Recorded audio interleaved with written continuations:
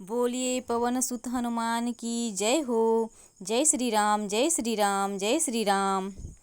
एक समय की बात है, अयोध्या नगरी में भगवान श्री राम, माता सीता और लक्ष्मण के वनवास की कथा सभी जानते हैं। माता सीता त्याग, धैर्य, सेवा, पवित्रता और अटूट विश्वास की प्रतिमूर्ति मानी जाती है।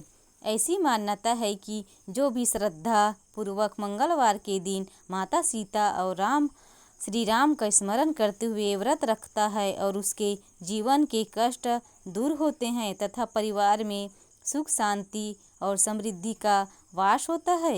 एक नगर में सुमित्रा नाम की एक निर्धन लेकिन धर्मपरायण स्त्री रहती थी। वह अपने पति और बच्चों के साथ बहुत कठिन जीवन व्यतीत कर रही थी। घर में भोजन भी अभाव रहता था, फिर भी वह कभी भगवान का नाम लेना नहीं छोड़ती थी। एक दिन गांव में एक संत आए। उन्होंने लोगों को सीता माता की महिमा और मंगलवार का व्रत कथा का महत्व बताया। संत ने कहा, जो व्यक्ति मंगलवार को श्रद्धा, संयम और भक्ति के साथ माता सीता और भगवान श्री राम का पूजन करता है, उसके सभी संकट धीरे धीरे समाप्त हो जाते हैं। सुमित्रा ने उसी दिन संकल्प लिया कि वह प्रत्येक मंगलवार व्रत रखेगी। अगले मंगलवार प्रातः ब्रह्म मुहूर्त में उठकर उसने स्नान किया, घर की सफाई की और एक छोटे से आसन पर भगवान श्री राम और सीता माता और लक्ष्मण जी और हनुमान जी का चित्र स्थापित किया। उसने दीपक जलाया, पुष्प अर्पित किए और पूरे मन से श्री सीता माता नाम का जाप किया। घर में अधिक सामग्री नहीं थी, फिर भी उसने गुड़ और चने का साधारण भोग लगाया। कुछ सप्ताह तक उसने पूरे विश्वास से व्रत किया। धीरे धीरे उसके जीवन में परिवर्तन आने लगा। उसके पति को भी काम मिलने लगा, बच्चों की पढ़ाई अच्छी होने लगी और घर की आर्थिक स्थिति सुधरने लगी। सुमित्रा समझ गई कि यह सब माता सीता और प्रभु श्री राम की कृपा है। उसी नगर में एक धनी व्यापारी भी रहता था। उसके पास धन की कोई कमी नहीं थी, लेकिन उसके घर में हमेशा कलह रहती थी। उसने देखा कि सुमित्रा के जीवन में सुख शांति आ गई है।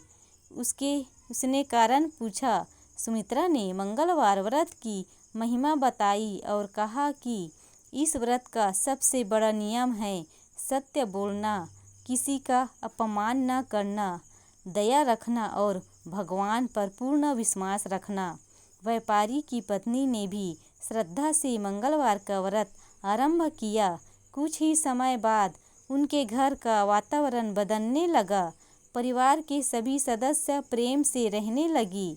व्यापार में भी उन्नति होने लगी।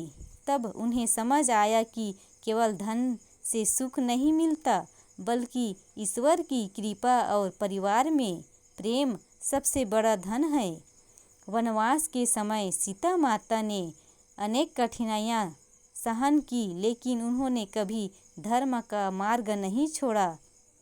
रावण के महल में रहते हुए भी उन्हें श्री राम के प्रति अपना विश्वास और पवित्रता बनाए रखी।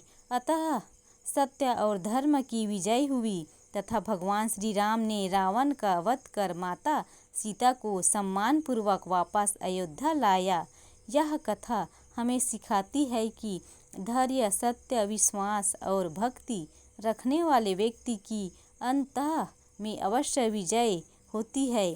कहा जाता है कि जो भी भक्त मंगलवार के दिन माता सीता की इस कथा का श्रद्धापूर्वक श्रवण या पाठ करता है, उसके जीवन में आने वाली बाधाएं कम होती है, परिवार में प्रेम बढ़ता है, दाम्पत्य जीवन सुखी होता है और संतान को उन्नति मिलती है और मन को शांति प्राप्ति होती है। भगवान श्री राम और माता सीता ऐसे भक्तों पर अपनी विशेष कृपा बनाए रखते हैं। इस व्रत का पालन करते समय क्रोध, झूठ, छल कपट और किसी का अपमान करने से बचना चाहिए।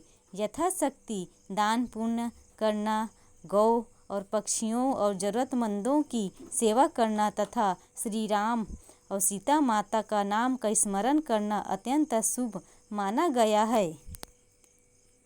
अंत में सभी भक्तों को हाथ जोड़कर सीता माता और भगवान श्री राम से प्रार्थना करनी चाहिए। हे जनक नंदिनी माता सीता, हमें धैर्य, करुणा, सत्य और सेवा का मार्ग दिखाइए। हे प्रभु श्री राम, हमारे जीवन में सुख, शांति, प्रेम और धर्म का सदैव वास बनाए रखिए। हमारे सभी कष्ट दूर करिए और हमें सद्बुद्धि, स्वास्थ्य और समृद्धि प्रदान कीजिए। जय श्री राम। बोलिए जय श्री राम। जय सीता माता की जय हो। पवन सुत हनुमान की जय हो।